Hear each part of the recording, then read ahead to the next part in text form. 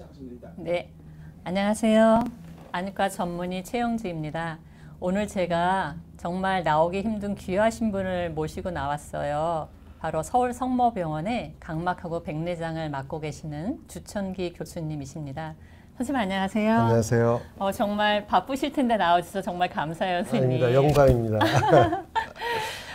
정말 시간쪽에서 나오신 건데 오늘 여러분들 그 각막에 대해서 모든 궁금한 걸 다 질문해 주시면 아마 거침없이 수십 년간 경력을 살려서 답변해 주실 거예요. 우리 안과 의사들한테는요, 우리 주천기 교수님을 모르면 간첩이죠, 한마디로. 그런데 시청자 여러분들은 좀 모르시는 분들도 있을 것 같아서 제가 이 방송 시작 전에 선생님 양력을 좀 간단하게 말씀드릴게요. 우리 선생님은 하신 일이 너무너무 많아요. 선생님 뭐 하셨는지 제가 얘기를 하려면 하루 종일 아마 들을 것 같은데 그냥 정말 짧게 이렇게 엑기스만 말씀드릴게요. 선생님은 현재도 카톨릭 의과대학 부속 서울 성모병원에서 교수로 재직 중이시고요. 워싱턴 유니버시티 안과하고 시과학 교실에서 포스트닥 펠로우를 하셨어요. 그리고 안과학 교실 카대의 주임 교수도 역임하셨고요. 또 의과대학 학장도 하셨어요, 선생님. 네.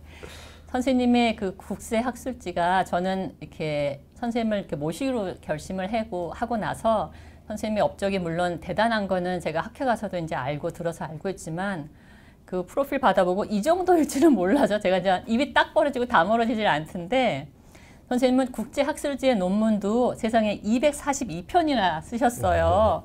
선생님 밤에 잠은 주무세요? 워커홀릭 아니세요? 선생님이 학술지 게재하신 저 논문 개수가 제가 낸 논문의 10배가 넘으세요. 물론 제가 선생님하고 비교한다는 건 말도 안 되기 때문에 참 알아주셔야 될 것은 저는 오늘 여기 생방송 뭐 출연자로 나온 게 아니라 저는 감히 주 교수님과 같이 방송을 할 수준이 안 되는 사람이기 때문에 저는 그냥 오늘 완전히 MC의 역할을 할 거고요. 이 주 교수님께서 주옥 같은 말씀을 많이 해주실 거예요. 선생님은 저서도 18권이나 집필을 하셨고 그리고 무슨 특허를 29개나 내셨어요. 무슨 의사가 특허를 29개나 내요, 선생님. 와우. 제가 선생님 저서 중에 여러분들에게 도움이 될 만한 거를 2개 정도 갖고 나와봤는데요. 많은 사람 궁금해하는 건성한 현대병이죠. 그리고 백내장 수술에 대해서 주 교수님이 직접 집필하셨어요. 그래서 도움을 많이 받으실 수 있을 것 같아서 소개해드리고요. 선생님 제가 그냥 궁금해서 저 특허 29개는 선생님 혹시 다 얘기는 못 하시겠지만 아주 기억나는 거 정말 프라우드한 거 있으면 딱 한 개만 말씀해 주세요. 제가 그 장영실상이라고 한번 받은 게 있습니다. 네. 장영실상은 뭐 조선시대에 굉장히 유명한 과학자였죠. 네. 그래서 저희가 수정체 확장골이라 그래서 이제 텐전 링을 만들어 가지고 한 것이 하나 있었고요. 예, 그런 것들이 의료기기도 좀 했었고 제약도 좀 했었고 그래서 이런 데 특허를 좀 가지고 있습니다. 근데 선생님 보세요. 국제학술지 논문 242편, 18권의 저서, 특허 29개. 이거는요. 한 3사람 정도의 업적이지 아무리 일하기 좋아해도 도대체 저는 정말 선생님이 밤에 잠도 안 자고 일하는 분인 줄 알았어요. 근데 이렇게 건강하시니 또. 사실 이제 맨 처음에 목표는 100편이었습니다. 네. 그래서 SCI 논문 한 100편 쓰고 교수직을 그만뒀으면 좋겠다는 네. 생각을 하고 시작을 하다가 이제 그것이 100편이 이루어지고 나니까 또 200편까지 해볼까 이런 것들이 정말 욕심이 많으세요. 네, 맞습니다. 정말 선생님의 그 에너지는 저 같은 후배들이 진짜 꼭 본받아야 될 것 같아요. 게다가 또 저는 이 소식 듣고 저도 개인적으로 너무 정말 기뻤는데 대한민국의 한 안과 의사로서 정말 저까지 자부심이 들었는데 내년에 굉장히 큰 국제학회 그 첫 번째 미팅에 체어퍼슨으로 추대되셨어요. 알버라고 있거든요. 그러니까 세계적인 국제학회 한 서너 개 안에 들어요. 2번째나 3번째 정도 하는 굉장히 그러니까 전 세계 안과 의사가 다 참여하는 굉장히 큰 안과 학회인데 그게 그러니까 환태평양이라고 해야 될까요? 퍼시픽 림이니까. 예, 맞습니다. 환태평양 지역의 지회가 이제 내년 처음으로 열리거든요. 근데 거기에 다른 나라, 많은 나라, 일본 포함 뭐 다른 나라, 미국도 들어가죠, 선생님. 예. 네, 다 포함했는데도 한국 사람 선생님께서 책임자로 체어퍼슨으로 추대되셨어요. 정말 영광이에요, 선생님. 예, 사실은 이제 이거는 2019년도에 올해 네. 이제 아버 에이시아라고 제가 주관을 하려고 그러다가 네. 이제 아버에서 갑자기 연락이 온 거예요. 네. 중단했으면 좋겠다. 그래서 제가 굉장히 실망했었어요. 네. 근데 이제 올해 이제 저번 달에 다시 사실은 그런 것이 아니라 아버 에이시아를 아버 인터내셔널로 바꿔서 하겠다 네. 하면서 이제 그러면서 프로그램 총체를 맡아달라 그래서 네. 굉장히 영광스럽게 제가 생각하고 있고 자랑스럽게 생각합니다. 네, 선생님 너무너무 기대되고요. 저도 꼭 가보고 싶어요, 선생님. 여기 지금 시청자로 들어와 계신 분 중에 저기 지금 하이라이트 된 게 동네 의사 송태호라고 돼 있잖아요. 네네. 저분이 여기에 내과 멘토로 활동하시는 내과 선생님이세요. 아, 예. 근데 내과 의사인 제가 아는 몇 안 되는 명안과 의사님입니다. 네, 그렇군요. 다른 과에서도 소문이 많이 났군요. 제가 그럼 잘 모시고 나온 거네요. 선생님도 뭐 안과 궁금한 거 있으실 테니까 이 무식한 채용자한테 묻는 것보다는 선생님 나오신 김에 좀 질문 좀 올려주세요. 정말 감사하고요. 선생님, 제가 이 비욘디 안과 멘토로 활동하다가 보면 그 게시판에 질문하는 글들이 이렇게 많이 올라오는데 네. 제일 많은 게 안구 건조증에 대한 거예요. 네네네. 네. 사실은 뭐 안구조증을 쉽게 표현하면 이제 환자들은 주로 표현하는 거는 눈물이 난다고 표현을 하세요. 근데 실제로 검사를 해보면은 사실 안구가 건조한 경우가 굉장히 많이 있거든요. 그래서 네. 제가 환자를 볼 때 뭐라 그러냐면 눈물이 부족해서 눈물이 나는 겁니다. 이렇게 설명을 합니다. 그러면 네. 환자들께서 그게 무슨 말이냐. 그래서 맨 처음에 앞에 눈물이 부족하다는 얘기는 윤활유 역할을 해줄 수 있는 눈물이 부족한 것이고요. 그릇이 부족하기 때문에 자꾸만 이게 마찰도 되고 자극이 되니까 반사적으로 물이 나오는, 그것은 윤활유 역할을 못 해주는 그냥 물층이죠. 그래서 눈물이 나는 거기 때문에 사실은 안구증의 원인은 윤활유 역할을 해줄 수 있는 눈물이 부족한 것이고, 실제로 환자가 증세는 눈물을 흘리게 되는 것입니다. 그래서 그렇게 이해해 주시면 안구건조증을 좀 이해하기 좀 쉬울 겁니다. 네, 맞아요. 지금 저기 안젤라 민이라는 분이 라식 수술을 하면 녹내장 발생 확률이 높다는데 진짜인가요? 라식 수술한 지 12년 되었는데 그 이야기를 들은 이후로 매년 녹내장 검사를 받고 있어요. 이거는 각막을 전공하시는 주 교수님과 또 녹내장을 전공한 제가 같이 답변을 들을 수 있는 건데, 제 생각에는 저의 답변은 라식 수술을 했다고 해서 녹내장 발생 확률이 높은 건 아닙니다. 그렇죠, 선생님? 그렇죠. 네. 네. 왜 저런 오해를 하는지 잘 모르겠네요. 근데 사실 이제 라식 수술하게 되면, 굴절 수술하게 되면 첫 번째로는 우리가 이제 스테로이드라는 그 안약을 쓰게 되는데, 이 스테로이드 안약에 대해서 굉장히 민감한 분들은 이제 안압이 올라갈 수 있으니까 그런 것이 좀 관련이 있지 않나 생각할 수 있을 것 같고요. 두 번째는 이제 이 굴절 수술이 이제 고도 근시가 있는 분들한테 많이 하게 되는데, 이제 근시가 있게 되면 시신경 주위의 변화가 굉장히 많이 있습니다. 그래서 네. 요즘에 이제 녹내장을 말할 때 근시성 녹내장 이렇게 얘기할 정도로 네. 시신경의 변화가 있기 때문에 그런 분들이 좀 취약하지 않을까 해서 이런 말들이 나오는 것 같습니다. 네. 그리고 이제 녹내장이 없는 사람이 라식을 했다 해서 녹내장이 생기는 건 아니고요. 녹내장 의증이나 아니면 안압이 좀 높은 분이나 이미 시신경 손상을 받아서 녹내장 초기거나 이런 분들은 그 라식하는 과정 중에 그 압력이 많이 잠깐 올라가는 시점이 네, 있잖아요, 선생님. 네, 네. 수십 미리미리 HG로 이제 그렇죠. 그럴 때 시신경 조금 손상을 받을 가능성은 조금은 있죠. 아마 그런 것 때문에 이렇게 와전돼서 그렇게 얘기가 전달된 것 같아요. 네. 걱정은 별로 안 하셔도 될 것 같아요. 그 다음에 카이로 짱이시라는 분이 안구 건조증은 온찜질하고 냉찜질 중 어떤 게 나을까요? 예. 사실 안구 건조증의 그 원인 중에 여러 가지 많은 것이 있지만 그 중에서도 마이보미안 글랜드라서 마이보미안 선이 이제 잘못돼 가지고 또는 그 기능을 못해서 기름이 못 나오는 경우가 있습니다. 사실은 이제 그 눈물층을 보게 되면 우리가 바깥에 기름층, 그다음에 중간에 물층, 안쪽에 뮤신층이 있는데, 이 바깥에 기름층이 잘 있어야지만이 눈물이 증발이 안 되기 때문에 우리가 안구 건조증을 덜 느끼게 되는 것이죠. 근데 이제 마이보미안 글랜드 선에 문제가 있는 경우에는 이제 기름층이 잘 안 나오는 경우도 문제가 되겠고, 또 하나는 이제 기름층이 나오려 그래도 바깥에 이제 플러그나 이런 것 때문에 또는 요즘 여성분들이 이제 눈 화장도 많이 네. 하고 어떤 분들은 문신도 하게 되는데 이 속눈썹 나오는 부분에 이제 사실은 그 기름층이 나오게 되는데 요것을 이제 여기죠. 막게 되는 거죠. 네. 그렇죠. 이렇게 매부하면 셈이 네. 안검 제일 마진에 수직으로 이렇게 안으로 이렇게 빨대같이 쭉 이렇게 속으로 숨어 있어요. 네. 근데 이제 선생님 말씀은 여기에 화장이 너무 진하게 돼 있거나 뭐 염증이 있거나 해서 막히면 이 안에서 우리 눈물이 수분만 있는 게 아니라 여기 제일 바깥층에 수분을 마르지 않게 해서 기름층이 있는데 기름층이 여기서 안 나와주니까 그냥 수분이 곧장 증발해 버린다 이제 그 뜻이에요. 예. 네. 근데 이제 아시다시피 기름은 약간 온도가 좀 올라야지 잘 녹고 온도가 떨어지게 되면 굳게 되지요. 그래서 이런 마이보면 샘에 어떤 문제가 있어서 그렇다면 그것은 온찜질이 훨씬 더 좋다고 말씀드릴 수 있습니다. 네, 답변이 됐죠. 안구 건조증에는 냉찜질보다는 온찜질이 도움이 됩니다. 자, 그다음에 강나영님, 근시 난시 있는데요. 안구 건조증을 방치하면 시력이 저하되나요? 글쎄요. 사실은 뭐 안구 건조증이랑 근시난시랑은 좀 별개의 거라고 생각을 합니다. 왜냐하면 안구 건조증은 눈 각막 바깥에 있는 눈물층의 문제가 되는 것이고요. 근시난시라고 하는 것은 이제 각막에 굴절의 이상이 있거나 아니면 안축장 길이가 길어지는 것이 되기 때문에 사실 두 가지는 관련이 별로 없는데 우리 안구 건조증을 방치하게 되면은 눈이 이제 뻑뻑거리게 되고 눈을 감을 때마다 이제 마찰이 되기 때문에 어떤 각막 표면에 안 좋은 점은 있을 수가 있습니다. 네, 저기 별별 밤밤님께서요.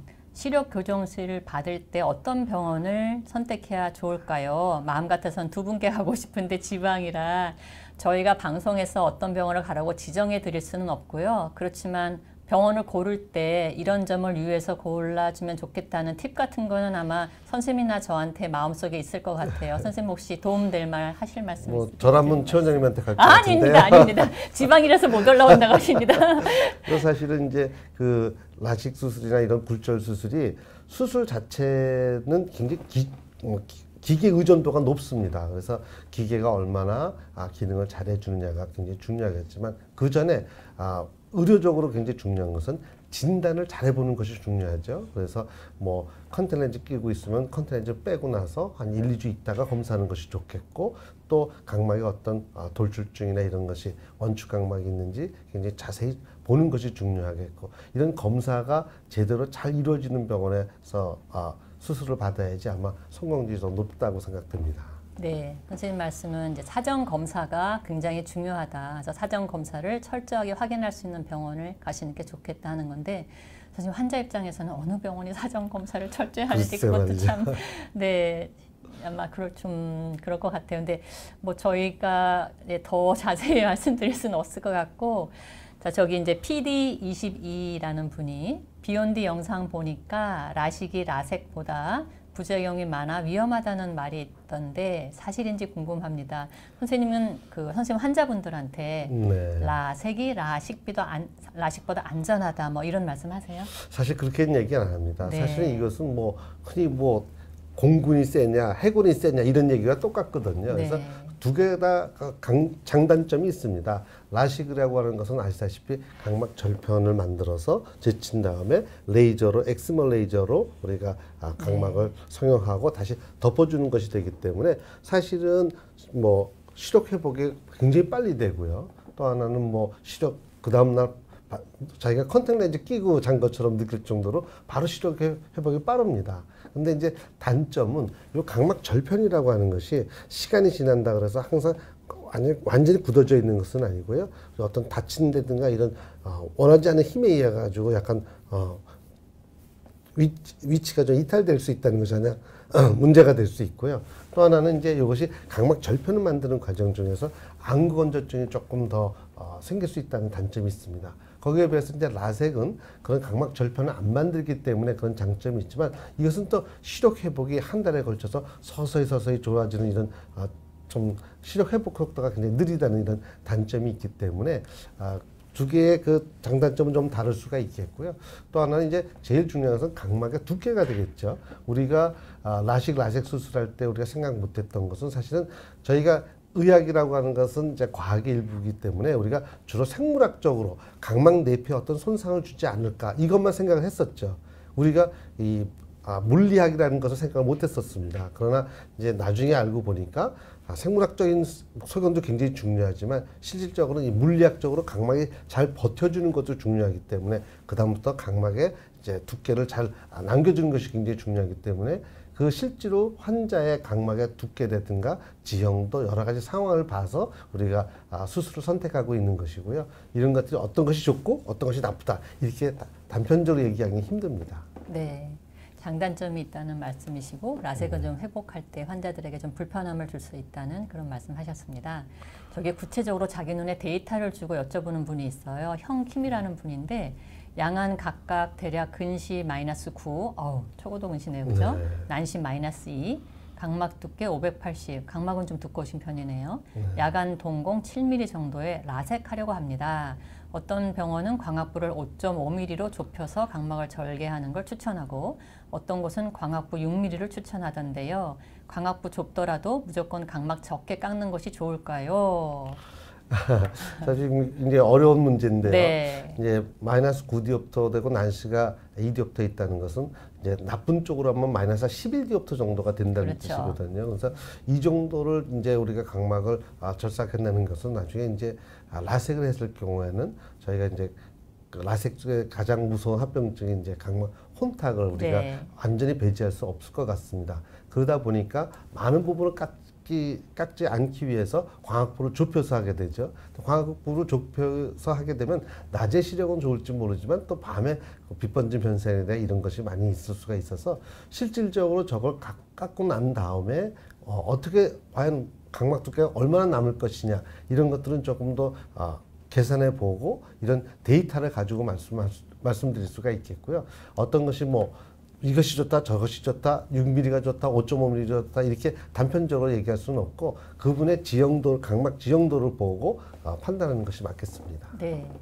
선생님, 저분은 -9디옵터에 난시가 -2디옵터인데 이제 각막 두께는 충분히 안전하게 580이 되잖아요. 네. 근데 이제 저는 저런 분이 저한테 이제 검사를 오시면 물론 각막 두께로 봐서 라섹도 가능한데 그 아까 선생님 말씀하신 라섹을 많이 깎았을 때 각막 혼탁의 문제, 그런 게 있기 때문에 환자한테 선택권을 줘요. 저는 뭐 예를 들면 토릭 알티프레스 같은 안내 렌즈라는 방법도 있다. 이거는 근시 대응을 안 한다고 이렇게 두 개 장단점을 얘가 선택하게 하는데 선생님은 저럴 때 라섹을 환자가 이제 원하면 라섹만 설명을 하세요? 아니면 안내 렌즈도 같이 설명을 하세요? 저는 제 경험으로는 10디옵터가 넘는 경우에는 라섹을 안 합니다. 네. 왜냐하면 그것은 라섹은 일종의 각막 표면의 절제를 해당되기 때문에 각막 혼탁이 항상 남을 수 있는 위험성이 있어서 10디옵터가 넘는 경우는 안 하고요. 네. 저는 그것이 580 마이크로 정도가 된다면 먼저 저는 첫 번째는 라식을 생각할 때 막 각막의 그 절편의 두께를 90 마이크론 정도 해가지고 그 다음에 9디옵터, -2디옵터 난시를 깎았을 때 과연 얼마나 밑에 남을 것이냐를 생각해 봐서 요것이 300 마이크론 이상이 남는다 그러면은 아주 얇은 각막 라식을 생각해 볼 수 있겠고요. 그렇지 않은 경우에 조금 더 위험성이 있다면은 그것은 말씀하신 대로 안내 삽입술을 렌즈 삽입술을 생각해야죠. 네. 자, 시청자 여러분, 지금 들어오신 분들을 위해서 제가 또 한 번 말씀드릴게요. 오늘 저는 MC고요. 제 옆에는 유명한 안과 선생님, 서울 성모병원의 주청기 교수님 모시고 지금 방송하고 있습니다. 우리 주 교수님은 뭐 다방면에 재주도 많고 아는 것도 많으신데 주 전공은 각막하고 백내장이고요. 오늘은 저희가 그 아이템을 각막으로 우선 잡았기 때문에 여러분들 궁금한 안구 건조증, 또 라식, 라섹, 안내렌즈 포함해서 또는 뭐 중병인 각막 이식이나 각막염 이런 것도 뭐든지 질문을 해주시면 좋고 그 계통의 질문이 많지 않으면 뭐 백내장이나 다른 것도 올려주셔도 되는데 아마 제가 주로 질문을 픽업하는 거는 주 교수님이 또 언제 각막에 대해서 말씀하실 기회가 있을지 없을지 몰라서 제가 주로 각막 질문을 많이 픽업할 것 같습니다. 선생님 저기 안내렌즈도 하시죠? 예. 네.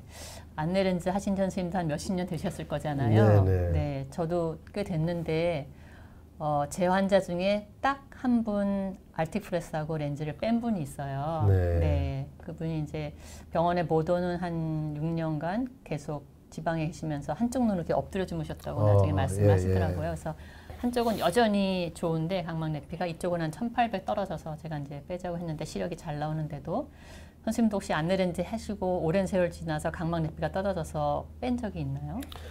사실은 뭐 솔직히 말씀드리면 제 환자 중에는 없었지만 네. 저는 이제 대학에 있다 보니까 네. 아무래도 많은 데서 이렇게 그렇죠. 환자를 네, 심한 의뢰합니다. 환자들이, 네. 그래서 이 아티플렉스 뺀 경우는 상당히 많이 있죠. 네. 그래서 사실 그거에 대해서는 계속 저도 제 자신에게 질문해 봅니다. 무엇이 원인일까? 네. 물론 이제 아티플렉스는 이 홍채 위에 있는 거기 때문에 각막의 내피랑 가깝게 있어서 가능성도 높다고 생각되는데 제가 그 논문 하나 낸 거에 의하면은 과연 이 각막 내피 숫자가 떨어지는 것이 무엇이 원인일까를 낸 적이 있었습니다. 그때는 제 그 데이터에 의하면 맨 처음에 수술했을 때 얼마나 안전하게 적은 매니플레이션 가지고 수술했냐는 하면은 각막 내피 숫자가 떨어지는 게 그렇게 큰 문제는 안 되고요.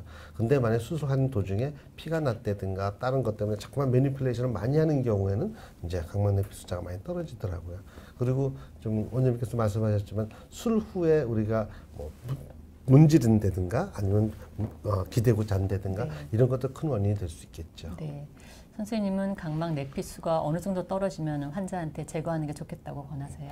사실은 그 각막 내피 숫자 자체가 중요한 것보다는 이 떨어지는 속도가 더 중요하다고 네. 저는 생각합니다. 네. 어떤 사람들은 뭐 각막 이식하는 환자들 중에서도 각막 내피 숫자가 뭐 한 1000, 1500 요 사이인데도 굉장히 각막이 클리어한 경우도 많이 그렇죠. 있거든요. 네. 그래서 문제는 맨 처음에 했을 때 우리가 2000개 이하로 좀 떨어졌으면 그다음부터는 뭐 6개월에 한 번씩 아니면 4개월에 한 번씩 좀 주의 깊게 관찰을 하죠. 그래서 이것이 점점 떨어지는 속도가 이 패턴이 보이게 되면 그때는 제거를 하고요. 만약에 떨어져가지고 그게 스테이블하게 유지가 된다면 그냥 놔둡니다. 네. 그러니까 어떤 절대치 수치 가지고 제거할지 안 할지 결정하시는 게 아니라 떨어지는 추세를 보고 빠른 속도로 떨어지고 그러면은 문제가 되기 전에 제거를 하시고 그다음에 떨어지다가 멈춰서 일정한 수준을 쭉 유지를 하면은 굳이 그 각막이 깨끗하고 그러니까 안 빼도 된다 이제 그런 말씀이시네요. 네. 네. KT 킴이라는 분이 이제 백내장에 대해서 질문을 올리셨는데요. 작년에 한 눈만 백내장 수술을 했는데 다초점 렌즈를 했어요. 다른 쪽을 해야 하는데 이번에는 그냥 렌즈를 해도 되나요? 아니면 다초점으로 다시 해야 되나요? 이렇게. 네. 이것은 이제 맨 처음에 한쪽 눈 수술하고 다초점을 하셨다 그랬는데 거기에 만족도에 좌우될 것 같습니다. 만약에 그렇게 해서 난 눈이 이쪽 눈 너무 좋아. 그렇다면 반대편 눈은 반드시 뭐 다초점을 해야 되겠죠. 네. 근데 이쪽 눈 했는데도 난 안 좋아. 이럴 경우에는 사실은 이 안 좋은 점이 그냥 약하다면 교과서적으로는 반대편을 맞아 해주는 것이 좋겠다고들 얘기를 합니다. 근데 이런 것이 너무 괴로워. 그렇다 그러면 그 사람은 이제 반대편 눈을 다초점을 하는 거 좀 고려해 봐야 되겠죠. 그래서 이 먼저 다초점 렌즈를 했을 그 상태의 정도에 따라서 불편 정도에 따라서 반대편을 결정하실 수 있겠습니다. 네.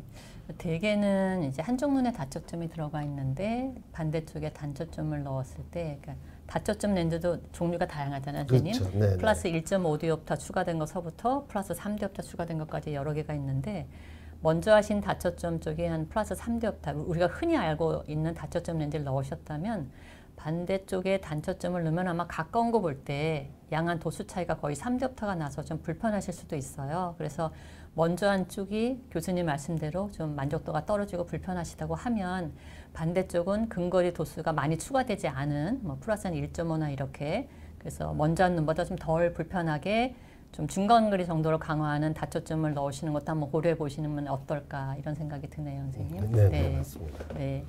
그 안구건조증의 선생님 요새는 젊은 층들도 굉장히 많아요. 네, 맞습니다. 선생님은 대학병원에 계시니까 이 20대, 30대 안구건조증 환자들을 별로 못 보실 것 같을 수도 있는데 개인 병원은 정말 허다하게 매일매일 많이 찾아오거든요. 네. 대학병원은 아무래도 개인 병원에서 이렇게 어려워서 못 고치는 래퍼 환자를 그러니까 시력과 관계된 중한 질환자들을 많이 보셨을 텐데 진짜 이 실선에서는 젊은층 안구건조증이 요새 진짜 현대병이라고 할 만큼 많은데 그래서 연령이 20대, 30대라도 요새는 뭐 IPL, 리피플로우 찾는 사람들도 있거든요. 네네네. 선생님도 거기에 대해서 경험이 있으시죠? 왜냐면 이제 젊은 사람들이 요즘에 이제 특히 스마트폰 많이 보고 컴퓨터 많이 보고 또 이런 것이 이제 집중하게 되면 사실 눈 깜빡거리는 횟수가 굉장히 줄어들게 됩니다. 맞아요. 이렇게 되면은 안구건조증이 더 심하게 유도가 되니까요. 이런 젊은 분들한테서는 많이 생길 수가 있을 것 같고, 이런 분들한테는 뭐 이 단순히 인공 눈물이나 아니면 눈물 생성 촉진시켜준다는 안약만 가지고는 부족한 점이 있어서, 그렇다면 그 외의 방법을 많이 쓰게 되겠죠. 네. 별벌 밤밤님이 눈을 뜨고 자는 분들에게 처방되는 자기 전에 사용하는 안연고는 장기간 사용해도 괜찮나요? 사실은 눈을 뜨고 잔다는 것은 굉장히 눈에 안 좋습니다. 그래서 이런 것은 반드시 막아야 됩니다. 그래서 만약에 안연고를 하는 것은 반드시 필요할 것 같고요. 안연고만으로도 부족한 경우에는 위아래 스카치 테이프로 붙여서라도 감게 해줘야 됩니다. 눈을 뜨게 되면 각막이 마르게 되면 그때는 나중에 시력 손상이 굉장히 심해질 수 있고, 또 그렇게 되면 나중에 회복이 안 되는 경우가 있기 때문에 절대 눈 뜨고 자는 것을 그냥 방치해서는 안 됩니다. 네.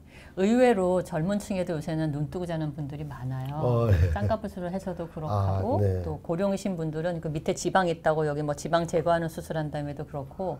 근데 제가 보기에는 딱 눈 뜨고 자는 사람 같은데, 소견이 제가 물어보면 아니라고 대답을 하시는데, 본인은 자기가 눈 뜨고 자는 걸 몰라요. 네. 그래서 저는 꼭 의심되는 환자한테는 이렇게 얘기를 하죠. 밤에 깊이 잠들었을 때 새벽 2, 3시에 가족들이 몰래 와서 보게 한번 하라고. 그래서 꼭 확인하고 저한테 알려주세요. 눈 뜨고 자는 분들은 낮에 아무리 인공눈물을 넣어도 해결이 안 되고요. 문제가 밤에 생기는 분들이기 때문에 밤에 연고를 넣고 주무셔야 돼요. 알아봐 주세요. 이렇게 이제 부탁을 드리죠. 네. 선생님, 그 안구건조증 앓고 있는 사람들이 또 많이 하는 질문 중에 하나가요. 네. 건조증에 좀 도움이 될 만한 영양제 없어요? 이런 질문인데, 질문은 진짜 많아요, 선생님. 네. 사실은 뭐 요즘에 이제 그 약품 말고도 건강식품 것들이 워낙 많아서 사실 그렇게 뭐 생각하실 수 있는데, 실질적으로 뭐 안구건조증에 좀 도움이 될 수 있는 건 오메가3 정도가 있는 것 같아요. 네. 근데 오메가3는 뭐 등푸른 생선에도 많고 여러 가지 많으니까, 오메가3는 아예 교과서적으로 우리가 어느 정도의 심한 안구건조증에는 도움이 된다고 나와 있으니까 오메가3가 많이 있는 음식을 드시면 도움이 될 것 같습니다. 네. 백내장에 대한 질문 하나 또 픽업할게요. 행복하게라는 분이 백내장 예방 안약은 정말 효과가 있나요? 이렇게 올려주셨네요. 예, 거기에 대해서는 사실은 저는 우리나라 우리 대한민국 국민들이 굉장히 약을 좋아하시는 그 편이 좀 많은 것 같아요. 근데 사실은 백내장이라고 하는 것은 이 수정체의 단백질이 변성된 겁니다. 그래서 어느 정도 변성된 것은 다시 돌이킬 수가 없죠. 그래서 이 단백질의 변성은 이렇게 이해하시면 편합니다. 우리가 달걀을 삶아놓고 그것이 아무리 기다린다고 날달걀이 될 수가 없지 않습니까? 그러나 이제 우리가 탄수화물이 있는 것은 그렇게 될 수가 있죠. 뭐 설탕을 물에 녹였을 때는 투명하게 있다가 또 물이 다 증발되면 설탕이 그냥 남는 경우도 있으니까요. 그래서 탄수화물이라면 이제 가역적이 될 수 있지만, 단백질이라고 하는 것은 변성이 오면은 한번 다시 돌이킬 수는 없습니다. 그러다 보니까 한번 와 있는 백내장은 더 이상 좋아질 수는 없는 것이고요. 그러나 이제 그것이 아주 미약하게 있다면 점점 더 나빠지는 것을 막기 위해서 여러 가지 노력은 해봅니다. 뭐 항산화제를 쓰거나 여러 가지 영양제 써서 안약으로 넣기도 하고 먹는 약도 있습니다. 그러나 그 효과는 그렇게 만족스럽지 못한데, 그래도 뭐 안 하는 것보다는 어느 정도 마음의 위로가 되고 좀 낫지 않을까 생각하지만, 그 효과에 대해서는 정말로 미미하다고 말씀드릴 수 있겠습니다. 네, 맞습니다. 그 젊은 연령층들이 밤늦게까지 맨날 스마트폰 보고 PC 보고 이러다 보니까 네. 눈이 뻑뻑하고 그러니까 인공눈물들을 그냥 어떤 분들은 막 1시간에 한 번도 넣고 10분에 한 번도 넣고 이제 그러는 분들이 있어요. 이제 제가 보기엔 너무 자주 넣는데, 또 사람들 질문 또 많은 게 그 무보존제 인공눈물 있잖아요. 지금 낫기로 된 거. 예, 그거는 뭐 방부제가 안 들었으니까 그냥 뭐 제한 없이 무제한 사용해도 됩니까? 이런 질문들도 많이 올라와요. 그래서 네. 그런 질문 받으시면 어떻게 답변해 주세요? 보통 이제 우리가 방부제가 있는 것들은 이제 우리가 병으로 타입으로 되어 있고요. 방부제가 없는 것은 보통 일회용으로 되어 있는 경우가 많이 있습니다. 그래서 보통 하루에 6회 이상을 저만하게 되는 경우에는 방부제가 없는 일회용으로 되어 있는 것을 쓰는 것을 권장하고요. 뭐 하루에 서너 번밖에 안 넣는다 그러면 뭐 병 타입으로 되어 있는 것을 사용해도 되겠죠. 근데 많은 분들이 진짜 이거 중독되는 거 아니에요? 이렇게 많이 넣으면 이렇게 얘기하고 있는데 사실은 중독된다는 이런 얘기는 아니고 문제는 그 안구가 건조하다 그래서 다 인공눈물 넣어서 해결되는 건 아닙니다. 아까도 그렇죠. 우리가 그 안구건조증 중에서 마이보미안 셈이 잘못됐다든가 다른 원인에 따라서 그런 것들은 아무리 뭐 안약을 잘 많이 넣는다 그래서 해결되는 건 아니니까요. 그래서 그 원인에 따라서 좀 더 횟수를 늘릴 수도 있고 또 횟수를 늘리는 것이 도움 안 되는 경우가 있으니까 그 원인을 잘 아는 것이 중요하겠습니다. 네. 그냥 인공눈만 넣으면 건조한 게 해결되겠거니 생각하고 그 원인 파악을 안 하고 이제 병원 진료를 안 보시고 그냥 혼자 생각으로 계속 너무 자주 인공눈만 넣으면 그 질병 원인이 다른 데도 있을 수 있기 때문에 진단이 늦어질 수도 있고 하니까 정확하게 원인 파악을 받고 수분 부족이거나 꼭 인공눈물을 자주 넣어야 된다고 의사 처방이 있을 때 이제 그럴 때만 하시는 게 안전할 것 같아요. 그 선생님 라식 라섹하고 안구건조증이 생겼다. 뭐 난 그전에 없었는데 또 이런 분들도 많잖아요. 예. 네. 선생님은 라식 라섹과 연관된 안구건조증이 평생 간다고 생각하지는 않으시죠? 예, 그렇진 않습니다. 네, 그럼 거기에 대해서도 좀 선생님 경험을 좀. 네. 사실은 이제 그 굴절수를 받고 나서 이제 그 안구건조증이 생긴다는 분들도 굉장히 많고요. 또 백내장 수술을 받고 나서도 안구건조증이 심해졌다 이런 분들이 사실 있습니다. 보게 되면 사실은 백내장이라고 하는 것은 이제 각막을 절개하고 눈 안쪽을 수술하는데 이 절개라는 것이 굉장히 자극을 줄 수 있기 때문에 그것 때문에 생기는 안구건조증은 저희는 보통 몇 달은 간다고 생각을 하고요. 이 굴절 수술에 의한 것들은 사실은 각막 절편을 만들거나 광범위한 부분을 우리가 레이저로 각막에 손상을 주는 것은 사실입니다. 특히 각막에 분포되고 있는 신경을 손상을 주게 되는데요. 이런 경우에는 사실 안구건조증이 생기게 되죠. 근데 이런 경우에도 저는 한 1년 정도 팔로우업 해보면 이 각막 표면에 있는 것은 말초신경이기 때문에 재생이 됩니다. 그래서 어느 정도 네트워크를 가지고 형성되기 때문에 보통 저는 1년 정도까지는 간다고 환자분들한테 말씀을 드리고 1년 이상 됐을 때도 계속 있다면 그것은 생활 습관이라든가 다른 원인 때문일 것이라고 얘기를 합니다. 근데 결국은 저희가 이 전자현미경이나 신경 조체를 잘 보게 되면 사실은 1년이 지난데도 각막 그 신경이 살아날 때 이것이 접합 부위가 수술 전 때 그런 그 위치로 똑바로 되는 건 아닙니다. 그래서 어느 정도는 조금 미약하게는 영향을 줄 수 있지만 그러나 그것이 안구건조증을 유도할 정도는 아니기 때문에 굴절수를 받는 경우는 보통 한 1년까지 간다고 제가 말씀을 드립니다. 네. 그 각막을 정말 아까 제가 초반에 선생님 그 저서하고 또 논문 어마어마하게 200몇 편 논문 냈다고 말씀드린 거 여러분 들으셨죠? 이 수십 년 동안 각막에만 몸담고 거기만 연구하신 교수님 말씀이니까 믿어도 될 것 같아요. 라식 라섹과 연관된 안구건조증은 길어야 한 1년 정도로 본다는 답변이셨습니다. 네. 선생님 이제 스마일 라식이라고 몇 년 전부터 유행하고 있잖아요. 그래서 저는 저희 병원에 스마일 라식 기계를 못 들여놨어요. 그 기계가 아시다시피 기계값만 한 10억 정도 하잖아요. 그래서 저는 뭐 감히 할 생각을 못 하고 있는데 그거가 이제 어떤 건지는 저도 안과 의사로서 공부도 해야 되니까 어떤 건지 이제 공부도 했고 원리도 알고 그래서 환자가 질문하면 대답도 해주는데 제가 잘은 모르지만 스마일 라식이 이제 좀 도입되고 몇 년 지나고 나니까 예전에 했던 그 고식적인 절편을 뜨는 라식은 점점 주는 추세라고 제가 들었어요. 그러다 보니까 이제 환자들은 스마일 라식과 라섹 중에 둘 중에 뭘 해야 되나 하는 질문도 굉장히 많이 또 질문글이 비욘드 게시판에 올라오거든요. 그러니까 스마일 라식을 해도 되고 라섹을 해도 되는 두 가지가 다 가능한 눈에는 뭘 해야 될지 고민이다. 이제 이런 내용인 거죠. 선생님 어떻게 생각하세요? 글쎄요. 우리 시력 교정 수술의 발전이 진짜 아주 완벽한 것을 100으로 봤을 때 제 생각은 95 이상은 다 되는 것 같습니다. 그러다 보니까 뭐 스마일 라식도 그렇고 라섹도 그렇고 잘만 하면 굉장히 환자의 만족도는 굉장히 높아질 수가 있는데요. 스마일 라식은 뭐 원장님께도 말씀하셨지만 이게 굉장히 새로 나온 수술로서 이제 각막에 femtosecond 레이저를 이용해서 각막 절편을 굉장히 조그맣게 스마일은 미소 이럴 때는 입 모양으로 우리가 절제를 하고 안에 렌티클 만든 거를 이제 빼는 것이거든요. 그러다 보니까 이제 손상 부위가 굉장히 좀 적고 해서 안구 건조증도 좀 굉장히 좀 적은 것으로 돼 있고 효과도 굉장히 빠른 것으로 돼 있습니다. 그러나 이제 아직은 뭐 아주 롱텀으로 팔업한 것은 조금 적고요. 새로 나온 수술이기 때문에. 또 하나는 이제 난시가 굉장히 심한 경우에는 그것을 보충해 주는 것이 약간 아직은 좀 부족하다고 말씀드릴 수가 있고, 특히 이제 그 라식 중에서 라섹 중에서 우리가 나온 것이 웨이브 프론트라는 개념이 있습니다. 즉 빛이 들어와서 안에 들어가서 나와서 하는 웨이브 프론트까지 우리가 프로그램에 다 넣어서 해야 되는 이런 굴절 수술이 있는데, 거기에 비해서 스마일 라식은 아직은 그 부분이 도입이 안 됐다는 것이 또 하나의 단점으로 될 수가 있습니다.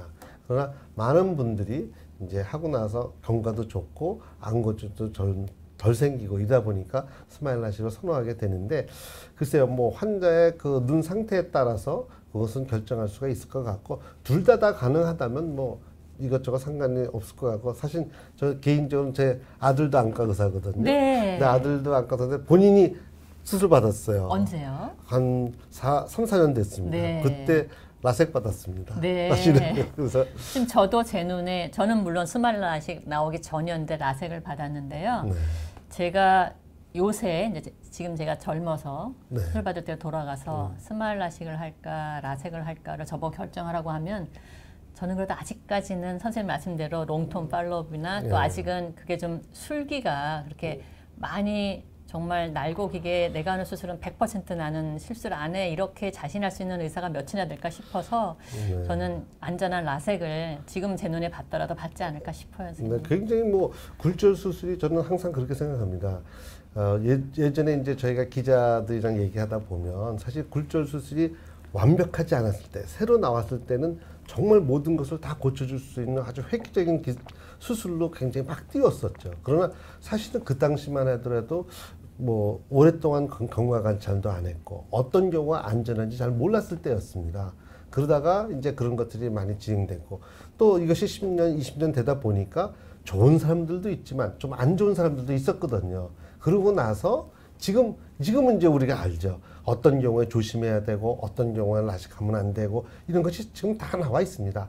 이 다 나와 있는 때는 또 과거에 모르고 했던 것들의 합병증들이 지금 또 막 기사화가 되거든요. 그래서 오히려 우리가 좀 조심해야 될 때는 막 좋은 수술처럼 너무 기사화가 되고, 우리가 진짜 이제는 다 안전하고 느낄 때는 옛날에 나빴던 것이 나오면서 굉장히 위험한 것처럼. 그래서 사실은 진실과 이 기사화가 되는 것은 좀 이렇게 엇박자가 나지 않나 생각이 들어서, 사실은 굴절 수술만큼 굉장히 경과가 좋고 만족도가 높은 수술이 굉장히 우리 의료계에서 거의 없을 정도로 굉장히 좋은 수술이니까, 이제는 진짜 많은 분들이 좀 안심하고 이게 받으셔도 되지 않을까 생각합니다.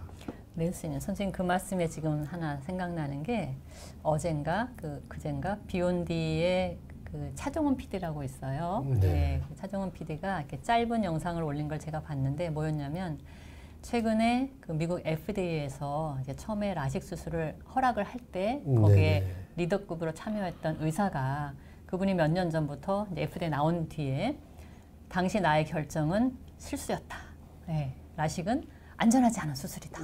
이래가지고 막 이슈가 돼가지고 그게 이제 새롭게 막 그 인터넷 메디칼 저널 이런 데 떠돌아다녔는데, 이제 거기에 대해서 차정은 PD가 이제 정리를 여러 안과 의사들의 입장을 종합하고 또 미국 안과학회의 입장, 또 FDA의 현재 입장을 이제 얘기를 했는데, FDA하고 미국 안과학회에서는 그렇지 않다. 예, 그거는 해도 되는 사람이 하면 아직도 그건 안전한 수술이다. 그 입장을 지금 두 쪽은 다 고수하고 있어요. 네. 선생님 말씀을 들어봐도 그런 취지인 것 같아요. 그렇죠? 네. 네. 그래서 보게 되면 이제 굴절 수술을 하고 나서 과연 내가 어떤 것이 어느 정도까지 나왔을 때 만족하고 얼마나 오랜 기간 동안 유지돼야지 만족하는 걸 좀 생각해 봐야 되는데요.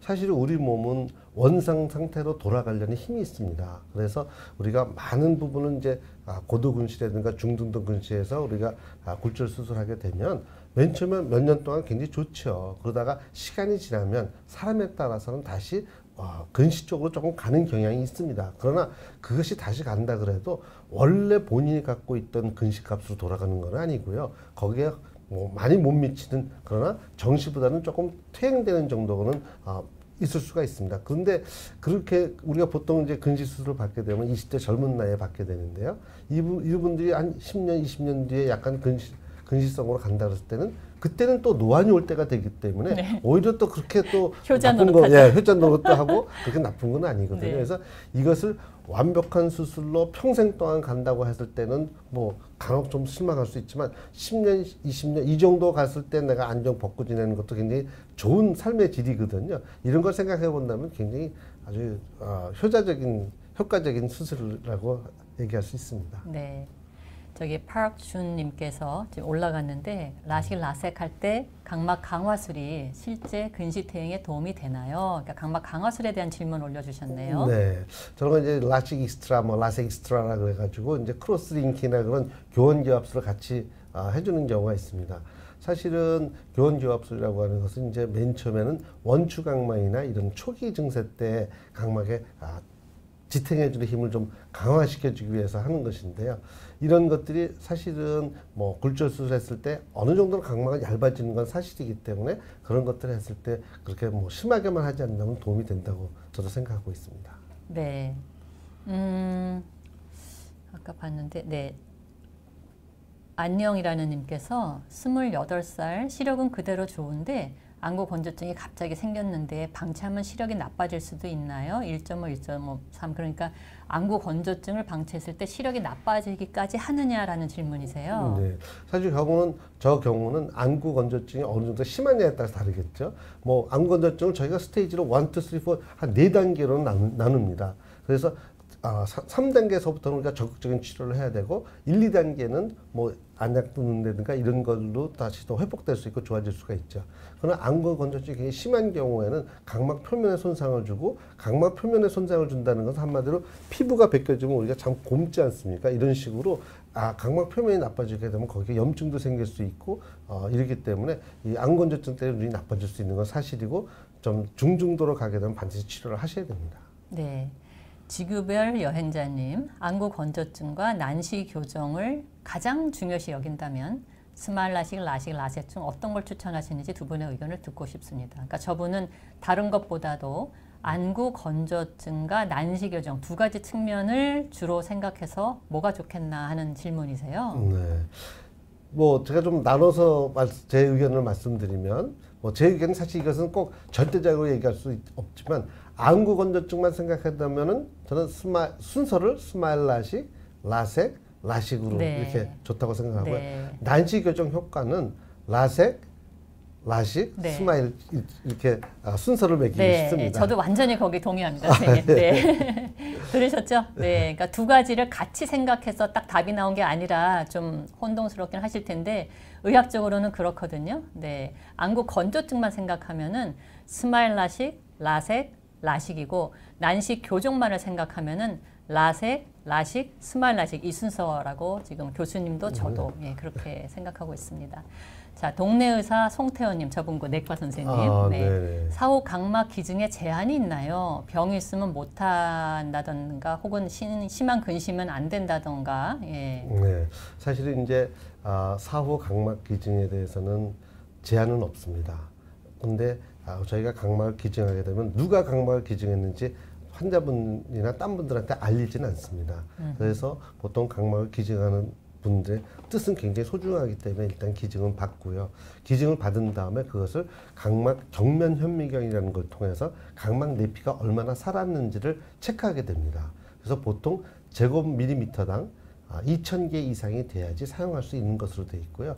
만약에 그것이 이제 숫자가 안 되게 되면 그것을 연구용으로 저희가 쓰게 됩니다. 그리고 병이 있는 것은 큰 상관이 없지만 이것이 전신적으로 할 수 있는 예를 들어서 HIV라든가 이런 에이즈라든가 이런 여러 가지 이런 바이러스 병이 있다 그러면 사용 못하는 경우도 있고요. 그러나 근시가 있다 그래서 사용 못하는 건 아닙니다. 또한 옛날에 백내장 수술 받았다고 하면은 각막 내피 숫자가 10 내지 15%가 정상인보다 떨어지게 돼 있는데 이런 경우에도 사실은 각막 내피 숫자가 2,000개 이상이 되면 사용할 수가 있습니다.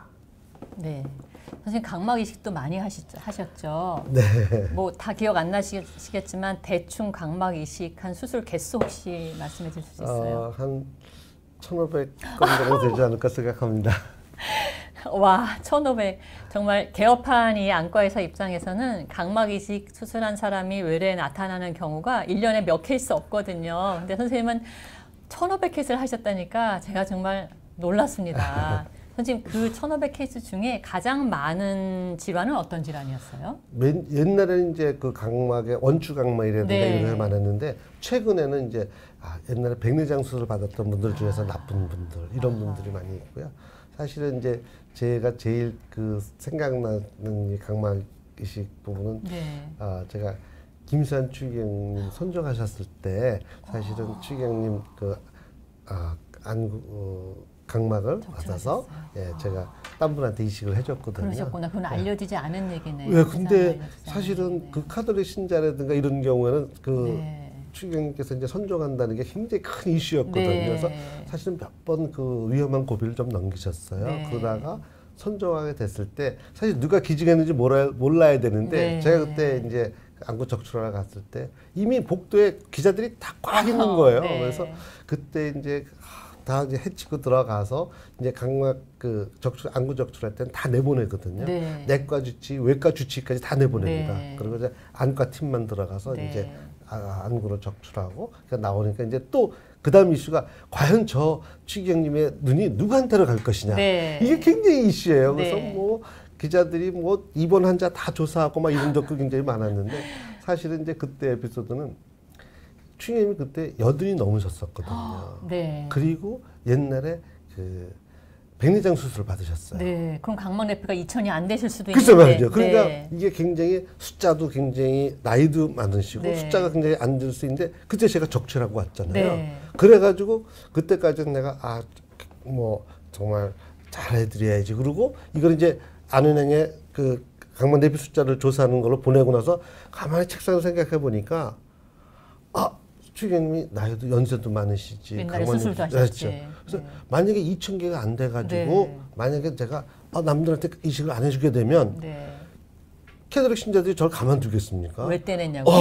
우리 추기경님은 해가지고 결국 네. 남한테 이식도 못 해주면서 그럼 완전히 제가 그래서 그때는 진짜 일순간 내가 섬찟하셨겠어요. 예, 그래서 여기서 내가 이제 교수 생활이 끝나는구나. 이제 드디어 내가 옷을 벗어야 되나 보다 이렇게까지 걱정을 했었는데요. 그때 안내 갔다 오고 나서 그 결과가 조금 높았어요. 2,000개 넘었어요. 참 건강하신 분이셨네요. 네. 그래서 이제 그거를 제가 이식을 해주셔서 정말 다행인 네. 사례도 있었습니다. 네, 참 지금 기억에 남는 수술이었겠어요. 네. 선생님 옛날에는 이제 각막 이식뿐만이 아니라 모든 우리 몸에 무슨 신장 이식, 무슨 이식 이제 이런 것도 그 거부 반응도 있고 거부 반응이 있었을 때 쓸 약도 좀 많지 않고 이래서 네네. 우리들한테 이식술 그러면 좀 일단 수술 후가 더 걱정이고 성공률이 낮고 이런 인식들을 오래된 사람들은 갖고 있는데 요새는 각막 이식술도 성공률이 높아졌겠죠. 네. 네. 우리 각막 이식은 이제 딴 이식술이랑 좀 다른 몇 가지 특징이 있습니다. 첫 번째 하나는 각막 이식은 사후 기증만 되고 돌아가셨을 때 이제 그 안구를 적출할 수가 있습니다.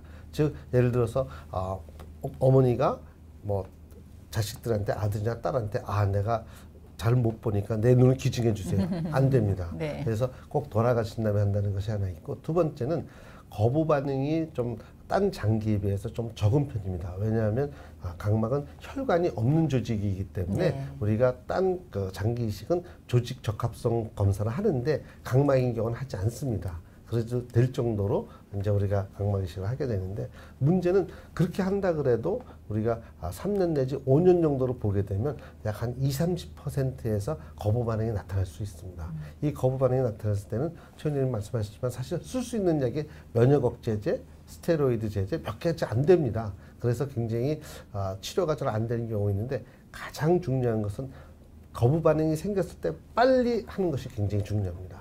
그래서 저희가 환자들한테 각막 이식 해줬을 때는 그 환자들 보고 항상 너무 방심하면 안 됩니다. 3가지 증세가 있을 때는 반드시 병원을 빨리 찾아오셔야 됩니다. 눈이 충혈되거나 아프거나 보이던 눈이 잘 안 보이게 되거나 이런 경우에는 그 다음에 특히 이제 학교에 있다 보면 이제 진료가 이제 몇 번 없으니까요. 네. 그런 분들이 또 외래 오는 또 수술해 준 선생님한테 본다고 진료를 기다리고 계세요. 기다리세요. 그래서 절대 그러지 마십시오. 응급실에도 오셔가지고 빨리 치료를 하게 되면 제가 어떻게 얘기하냐면 하루 늦어지게 되면 수술이 일주일, 치료가 일주일 늦어지게 되고요. 네. 이틀 늦게 되면 2주 늦어지거든요. 아주 중요하거든요. 네. 문제 생기면 바로 해결해야 네, 되는 게. 3일 늦어지면은 그때는 한 달 이상 걸리고 네. 4일 늦어지게 되면 다시 못 돌아옵니다. 이렇게 얘기합니다. 그래서 굉장히 중요한 굉장히 얘기네요. 빠른 시점에 치료를 시작하는 것이 중요하기 때문에 네. 그건 꼭 지켜주시는 게 중요하겠습니다. 네. 그러니까 뭐가 됐든 의사 선생님들이 언제 오라라고 안내를 하면 그걸 꼭 지켜주시는 게 좋아요. 네. 환자가 자기가 증세를 느껴서 뭔가 불편하다고 생각했을 땐 이미 늦었을 수 있거든요. 그러니까 오라고 하는 날짜에 따박따박 진료를 받으시기만 해도 큰 문제 없으실 것 같아요. 자, 인공각막은 언제쯤 환자들이 실제로 쓸 수 있을까요? 라고 질문이네요. 사실은 인공각막은 쓰여지고 있습니다. 지금도. 네. 그래서 인공각막은 사실은 그러나 인공각막보다 실제로 그냥 적출해가지고 다른 사람의 각막을 쓰는 게 제일 좋죠. 그러나 눈 상태에 따라서는 그것을 받아들이지 못하는 상태가 있습니다. 그래서 이 내 눈 상태가 너무 신세혈관이 많다든가 그거 의식해봤자 반드시 거부 반응이 생길 수 있다든가 이런 경우에는 우리가 인공각막을 하게 되는데 인공각막은 사실은 우리나라에서는 굉장히 아주 드뭅니다. 왜냐하면 이제 이것이 식약처의 그런 제한도 있고 이것이 식약청 허가를 받으려면 굉장히 어렵습니다. 그래서 이것이 또 그렇게 어려우니까 그것을 하고자 하는 회사들도 별로 없다 보니까 우리가 실질적으로 지금은 거의 뭐 아주 1년에 한두 건 정도로 굉장히 드물게 있는 편이고요. 우리나라의 각막 이식 숫자는 연간 한 1,500건 정도가 이루어진다고 생각합니다. 1,000건에서 1,500건 사이가 정도 이루어지는데 뭐 인공각막은 거의 이루어지고 있지 않죠. 그렇죠. 그렇지만 아직은 인공각막이 외국에서 수입해서 쓰죠? 예, 그렇습니다. 네. 네, 알겠습니다. 선생님 그 각막 전공하시니까 그 각막의 그 노안을 교정하기 위해서 뭐 여러 가지 시술하는 것도 사람들한테 질문을 좀 받고 이랬을 텐데 네네. 노안 교정이 이제 크게 두 개로 나뉘면은 이제 각막에 뭔가 하는 게 있고 그다음에 백내장이 왔을 때 그 수정체 제거하고 다초점 인공수정체를 넣게 하고 이제 이렇게 눈을 여는 수술과 각막에 하는 거 이제 크게 둘로 나뉠 수 있죠, 선생님. 네네네. 선생님 각막에 하는 노안 교정술에 대해서는 어떻게 생각하시는지 경험 있으신지 좀 여쭙고 싶네요. 뭐 사실은 많이 저런 부분을 하고 싶은 경우가 많이 있었죠. 원님께서 말씀하셨지만 사실은 이 안내 수술은 굉장히 좀 부담이 됩니다. 왜냐하면 뭐 굉장히 드문 경우지만 안내 염도 생길 수가 있기 때문에 가능하게 뭐 각막 표면에서 할 수 있다면 그 방법을 선택해야 되는데 이런 것은 한마디로 이제 각막을 성형하는 거죠. 그래서 우리가 뭐 다초점 안경을 끼듯이 각막을 성형해서 어느 부분은 가운데가 뭐 가까운 데까지 잘 보이고 어떤 부분은 좀 멀리게 잘 보이게 선택해 주는 방법을 해서 각막을 성형하게 되는데요. 그런 것은 성형의 정확도를 높이기 위해서는 레이저를 이용하게 됩니다. 그전에는 뭐 여러 가지 딴 버닝을 일으켜가지고 하는 방법도 있었죠. 코아귤레이션이라고 하는 걸 통해서 약간 성형하는 방법도 있지만 그것은 보통 다 1년 내에 원상태로 돌아가기 때문에 안 하게 되고요. 지금 한다는 것은 이제 프로그램이 해가지고 라섹하는 것처럼 라식하는 것처럼 각막 절편을 이렇게 우리가 절편 만든 다음에 또는 없이라도 각막을 성형하는 방법이 있어서 그거를 이제 좀 볼록하게 해주는 방법도 있겠고 또 하나는 이제 그 안에 아주 미니 컨택 렌즈 같은 것을 넣어주는 방법도 있습니다. 이것을 우리가 이제 과거에 레인드롭이라는 것도 있었고 지금 카메라라고 하는 것도 하고 있는데 둘 다 그렇게 레인드롭은 이미 FDA에서 다 수거했습니다. 네. 이미 더 이상 효과 없는 걸로 되기 네. 때문에 그거는 이제 안 하고 우리가 카메라는 굉장히 아주 드물게 사용되고 있는데 그것도 그렇게 활성화가 못 되고 있는 편입니다. 그래서 선생님께 피놀로 보는 거 그건가요? 네, 맞습니다. 그래서 이것이 각막을 성형을 통해서 하는 방법은 현재까지는 그래도 선택한다 그러면 특히 이제 약간 45에서 55 요 사이에 백내장은 없고 이런 경우에 백내장 수술이 너무 부담되는 경우에는 이제 한번 고려해 볼 수가 있는데 이것은 엑스마 레이저 프로그램에 의해서 하는 경우가 제일 많이 있습니다. 네, 그게 노안 라식이라고 흔히들 부르는 거죠. 네네. 그러니까 뭐 한쪽은 좀 멀리 잘 보게 하고 한쪽은 좀 근거리를 잘 보게 하고 그런 식으로. 네, 마이크로 모노비전도 있고 네. 성형을 하면서 약간 근시 한쪽은 정시로 만들어주고 약간 근시로 만들어줘서 부분 네, 각막을 하는 것도 네, 있습니다. 그런 것도 있군요. 역시 선생님 모시니까 이 무식한 채용주도 좀 아는 게 좀 너무 공부 많이 하고 있어 좋습니다, 선생님. 저기 이제 JOIHJ님이 안내렌즈 삽입은 어떻게 생각하시나요? 아마 저 질문은 선생님께 질문 드린 것 같은데 안내렌즈 삽입을 안전하다고 생각하는지 해도 되는 수술이라고 생각하는지 환자에게 권하시는지 아마 그 질문 같아요, 선생님. 네.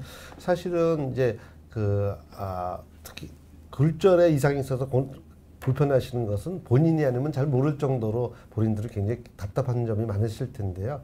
먼저 저는 굴절 이상에서도 교정을 하게 되면 먼저 라식, 라섹, 스마일을 먼저 생각합니다. 왜냐하면 이것은 눈의 바깥의 표면을 건드리는 거기 때문에 아무래도 안전성이 좀 더 낮지 않나 생각합니다.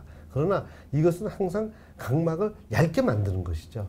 정상인 것보다 이제 각막을 얇게 만드는 겁니다. 그래서 맨 처음에 이 수술을 했을 때 아주 고집센 각막 연구자들은 왜 의사들이 정상적인 각막을 병적인 상태로 만드냐고 반박을 했을 정도입니다. 네. 그래서 이제 그걸 굉장히 조심스럽게 생각하는데, 그래서 이 각막이 얇아지는 것들이 각막 상태에 따라서 위험한 분들이 굉장히 많이 있거든요. 이럴 경우에는 안내렌즈 삽입하는 것이 굉장히 권유가 되고, 이것도 우리나라에서 많이 시행될 뿐만 아니라 경험도 벌써 20년이 넘었습니다. 그래서 안정성에 대해서는 수술만 잘 받을 수 있다면, 또 안전하게 수술만 된다면 굉장히 좋은 수술 방법으로 생각되고, 특히 각막에 어떤 약간의 이상이 있거나 얇은 경우나 그런 위험성 있는 환자인 경우에는 굉장히 적극적으로 추천될 수 있는 방법이라고 생각합니다. 네, 그러니까 선생님 말씀을 요약하면은 눈이 너무너무 나쁘거나 눈 상태가 안 좋아서 각막이 할 수 있는 라식, 라섹, 스마일 라식을 하기에는 위험한 눈, 그러나 안내렌즈는 가능한 눈에는 하면은 괜찮은 수술이고 해도 되는 수술이다, 이렇게 정리할 수 있겠네요, 선생님. 네, 맞습니다. 네, 감사합니다.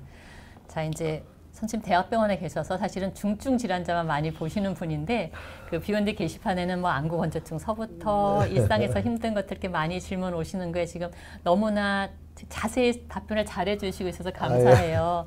근데 이제 사람들의 또 궁금증 중에 하나가 이제 콘택트 렌즈 끼는 사람들도 많거든요, 선생님. 네, 맞습니다. 그러니까 개인 병원에는 콘택트 렌즈 부작용으로도 환자들이 많이 찾아와요. 네, 네. 그러니까 선생님 병원에는 아마 제가 보기엔 별로 없을 것 같고, 너무너무 심하고 이거는 개인 병원에서 어떻게 하기 어려운 중증 콘택트 렌즈 부작용 환자가 어쩌다가나 갈 것 같은데, 네. 선생님 혹시 콘택트 렌즈 부작용 심해서 선생님한테 질려보신 환자들도 있나요? 있죠. 네. 콘택트 렌즈라고 하는 것은 하나의 사실 이물질이죠. 네. 이물질을 넣기 때문에 이것을 위생 상태가 좋지 않거나 이것은 어떤 감염의 소스를 잘못하면 그걸 넣고 있는 거나 마찬가지이기 때문에 컨택트 렌즈를 끼시는 분들은 진짜 눈 위생 상태라든가 눈 상태가 굉장히 중요합니다. 그래서 저는 3일 만에 컨택트 렌즈 끼고 예비군 훈련 갔는데 못 끼고 3일 있었던 거예요. 그 다음에 이것이 녹록균, 아니요, 그런 환자가 왔는데 3일 만에 녹록균이 와가지고 실명한 사람도 봤어요. 그 정도. 렌즈를 3일 꼈는데 실명을 했어요. 예. 와우. 그래서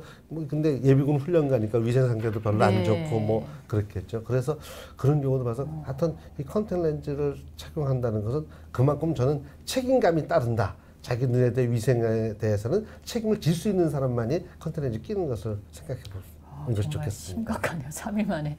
와우. 그러니까 이 병이 빨리 진행되는 속도는 정말 환자가 알 수 없기 때문에 뭐라도 불편하면 가까운 안과라도 아무데라도 가서 눈을 좀 보여주는 게 안전할 것 같다는 생각이 들어요, 선생님. 네네. 네, 이제 여러 가지 질문들이 있는데 제가 그 방송 초반에 말씀드렸다시피 우리 주청기 교수님은 대학에서 각막 백내장에 대해서 수십 년을 환자 진료보시고 수술하시고 또 연구 논문 후학들 가르치시고 거기에 몸담은 분이라 선생님 전공과 관계된 질문을 올려주셔야 오늘 주옥 같은 말씀을 많이 들으실 것 같아서 죄송하지만 선생님 전공과 상관이 없는 질문은 제가 좀 가급적 픽업을 안 하고 있는 거 양해의 말씀 드리겠습니다. 그래서 제가 질문이 좀 거기에 대해서 없으면 제가 대신 이렇게 여쭤봐 주기도 하는데요. 저기 SK5님 렌즈 삽입술하고 수명이 어떤 분은 10년이라고 하는데 영구적일까요? 네, 저런 얘기도 하시는 분들이 가끔 있더라고요. 사실 렌즈 삽입술을 하게 되는 경우는 첫 번째는 백내장이 없다는 것을 전제로 하고 하는 겁니다. 그래서 백내장이 생기기 전까지는 사실은 큰 문제가 없다면 유지가 될 수 있는데 우리가 이제 나이가 들게 되면 50대, 60대가 되면 백내장이 생기는 경우가 많이 있겠죠. 그런 경우에는 렌즈 삽입했던 것은 빼고 백내장 수술을 해야 되는데 삽입되는 렌즈를 빼는 것이 그렇게 어렵진 않습니다. 네. 그래서 특히 뭐 절개를 조금 여는 것도 있고 조금 많이 열어야 되는 것도 있지만 그렇게 렌즈 삽입된 렌즈를 제거하는 것이 어렵지 않기 때문에 뭐 그렇게 큰 염려는 안 하셔도 될 것 같고 수명이라고 하는 것이 렌즈의 수명을 얘기할 것 같은데 렌즈라고 하는 것은 삽입하는 렌즈의 수명은 굉장히 오래 간다고 보셔도 됩니다. 그렇죠. 저희가 백내장 수술할 때 넣는 인공수용체랑 재질이 같잖아요. 네네 맞습니다. 그러니까 수십 년, 왜냐하면 선천성 백내장으로 안에 아기 때 인공수용체를 넣은 아기가 다 성인이 돼서 지금까지 중장년, 노년이 돼도 무사한 걸 보면 아마 재질 자체는 걱정 안 하셔도 될 것 같아요. 네. 여기 김산님이 눈 세척법 알고 싶습니다. 눈 세척이라는 거가 저분들이 얘기하는 거는 뭔가 잘 모르겠는데 각 선생님 환자 중엔 그런 분들이 없을 테지만 저는 워낙 일선에서 별별 환자들을 다 보니까 의외로 수돗물로 자기 눈을 세척하는 분들이 있어요. 그래서 제발 그러지 말라고. 그럴수록 이물감이 더 자주 찾아오니까 눈은 비비지도 말아야 되지만 수돗물로 세척하는 게 아니다. 꼭 뭔가를 하고 싶으면 인공눈물로 세척을 이렇게 말씀드리는데 선생님 환자 중에 수돗물로 눈 세척하는 사람 없죠? 아니, 사실은 그 어르신들이 좀 그렇게 하시는 분들이 계세요. 그럼 뭐 시원하다고 이렇게 말씀하시는데 저는 그때 뭐라 그러냐면 그거는 가려워서 긁는 거와 마찬가지입니다. 맨 처음에 긁을 때는 시원할지 모르지만 좀 있으면 더 부어오르고 더 아주 좋은 비유 같아서 저도 좀 써먹겠습니다, 선생님. 네. 저기 귤대 장군님, 라식은 몇 살 때부터 가능한가요? 선생님은 몇 살 때부터 가능하다고 안내하시나요? 저는 이제 보통은 뭐 그냥 숫자상으로 얘기하면 뭐 20살 뭐 이렇게 얘기하지만 사실은 원칙적으로 보게 되면 굴절 수술이라고 하는 것은 이제 안축장 길이가 길어지는 것이 멈추는 때를 얘기합니다. 이것이 안축장 길이는 길어지는지 잘 볼 수 없지만 키가 크는 것은 우리가 잘 알 수 있겠죠. 그래서 보통 성장이 멈추고 난 다음에는 더 이상 굴절의 변화가 없다고 가정을 하고 우리가 수술하는 것이 맞고요.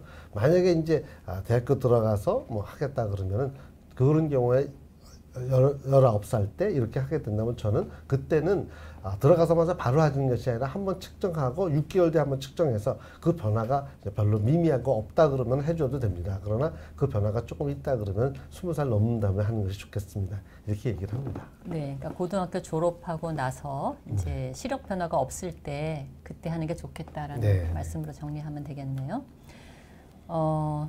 선생님 그 인공 눈물이 요새 굉장히 다양하게 나와 있잖아요, 선생님. 근데 뭐 일일이 다 말씀은 못 하시겠지만 성분으로 이렇게 크게 뭐 한 뭐 2가지나 3가지로 이렇게 좀 나눠주시고 어떤 분들한테는 요 성분의 인공 눈물이 좋다 이렇게 혹시 해주실 수 있는 말씀이 있나요? 사실은 이제 인공 눈물이 이제 눈물을 대체할 수 있는 방법으로 개발된 것이죠. 그러나 이제 요즘에는 기능이 점점 더 다양해지면서 우리가 그 눈물을 대신해 줄 수 있는 이런 하이로닉 애시드가 들어가 있는 거, 그다음에 메틸셀룰로즈가 들어가 있는 것이 하나가 되겠고, 두 번째는 눈물 생성을 촉진시켜 주는 것이 있습니다. 이것은 항염증 반응도 있고, 그다음에 우리가 면역 반응도 억제하면서 이제 눈물 생성을 촉진시켜 주는 것도 있고, 또 하나는 이제 눈물이 나오는 것을 그 각막에 잘 붙들고 있게 하는 이런 인공 눈물도 있습니다. 그래서 크게 한 3가지로 나눌 수가 있겠고요. 성분에 의해서는 뭐 하이알루로닉 애시드, 메틸셀룰로즈도 있지만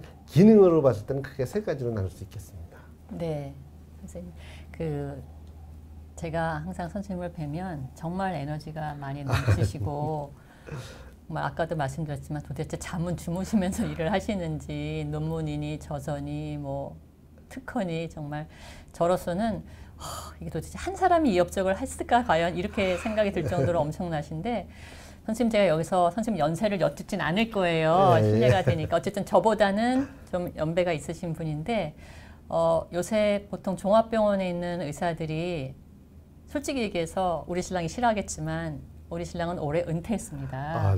네, 그렇게 하고 지금 은퇴하기 전에 일했던 병원에서 주 3일 일을 하고 있는데 어쨌든 선생님도 이제 은퇴가 몇 년 뒤에는 있으실 네네. 텐데 정년이 그렇지만 이렇게 지금까지 막 잠도 안 자고 일하신 분처럼 엄청난 업적을 남기신 그 제가 보기엔 딱 워커홀릭 같으신 분인데 선생님은 제가 보기엔 뭐 70이 돼서도 지금하고 똑같이 일하실 것 같은데 혹시 뭐 앞으로의 계획이나 네. 포부 같은 거 혹시 저는 사실은 이제 그 안과 의사를 하면서 정말로 잘 선택했다는 생각을 했습니다. 왜냐하면 제가 후배들한테도 항상 얘기하는 게, 야, 수술하고 나서 그 다음날 눈물 흘리면서 선생님 감사합니다라고 하시는 네. 거는 안과밖에 없다. 네. 또 딴 정형외과나 신경외과나 네. 딴 이비인후과 딴 생각해봐라. 네. 외과나 이런 사람들은 그 다음날 수술 그 사람 어때요? 그러면 그 사람들 대부분 아파 죽겠어요. 라고 얘기할 겁니다. 그래서 뭐 두고 봐야 돼요. 예. 그래서 참 정말 안과 의사 한 거를 이제 감사하게 생각을 하고, 저는 항상 어떻게 하면 제가 좀 더 현명하게 살까 생각해 보는데, 정말 밤잠 안 자고 연구도 해보고요. 또 밑에 제자들도 많이 가르치면서 또 제가 하고 싶은 수술을 하는 것이 굉장히 저는 제일 보람된다고 생각되는데, 저희 스승이신 김지호 교수님이라고 네. 계세요. 김지호 교수님이 저한테 뭐라고 그러셨냐면, 야, 안과 의사는 보람도 굉장히 중요하지만 정말로 좋은 것이 앉아서 수술하지, 노안이 왔다 그래도 수술 현미경 보면서 수술하지 정말 오래 할 수 있어. 손 그렇군요. 떠내지만 않으면 할 수 맞아요. 있어. 네. 이렇게 해서 정말 아주 보람도 되고 네. 정말 안과 하기를 잘 한 것 같습니다. 아마 선생님 말씀을 들어보니까 선생님은 70이 아니라 80까지도 일하실 것 같다는 생각이 듭니다. 저도 분발하겠습니다, 선생님. 자, 이제 저희가 어느덧 1시간 넘게 지금 방송을 하고 있어요. 이제 서서히 마무리할까 하는데 선생님, 오늘 선생님 이렇게 많은 방송도 출연하셨겠지만 시청자들하고 실시간으로 소통하는 거는 처음 해보시죠? 예. 네. 선생님 어떠셨어요? 굉장히 아주 박진감이 있네요. 네. 그리고 뭐가 어떻게 올라올 줄 몰라서. 네. 그래서 굉장히 재밌었고요. 정말 그때 정말 이런 부분을 굉장히 궁금해 하시는구나. 네. 그래서 좋았고, 특히 네. 제 생각에는 안과계에서 가장 아름다운 저희 최 원장님이랑 같이 방송할 수 있어서 정말 너무 보람된 것 같습니다. 저야말로 정말 선생님 같은 분을 제가 옆에서 이렇게 모실 자격이 안 되는 사람인데 비욘디 덕분에 제가 오늘 MC라도 옆좌석에 앉아서 할 수 있어서 저는 정말 영광이었고요. 선생님이 시청자들과 소통 처음 하신다고 하셨는데 전혀 처음 하시는 분 같지 않게 아주 막힘없이 정말 해줄 얘기 다 해주셔서 오늘 시청자분들의 정말 귀한 시간 되셨을 것 같아요. 오늘 못 보신 분들은 꼭 유튜브로 돌려서 우리 주천기 교수님 그 명답을 꼭 들으셨으면 하네요. 네, 그럼 저희들은 이만 마무리하기로 하고요. 밖에 날씨가 되게 좋아요. 오늘 보니까 산책하기도 좋은 날씨 같고. 예, 선생님 오늘 정말 나와주셔서 감사하고요. 다음에 또 기회가 되면 또 네. 비욘드에 출연해 주시면 아마 시청자분들이 너무너무 선생님 좋아하실 것 같아요. 제 영광입니다. 네, 고맙습니다, 선생님. 네네. 네, 시청자 여러분들 안녕히 계십시오. 네, 건강하시고요. 예, 저는 다음에 찾아뵙겠습니다. 안녕히 계십시오.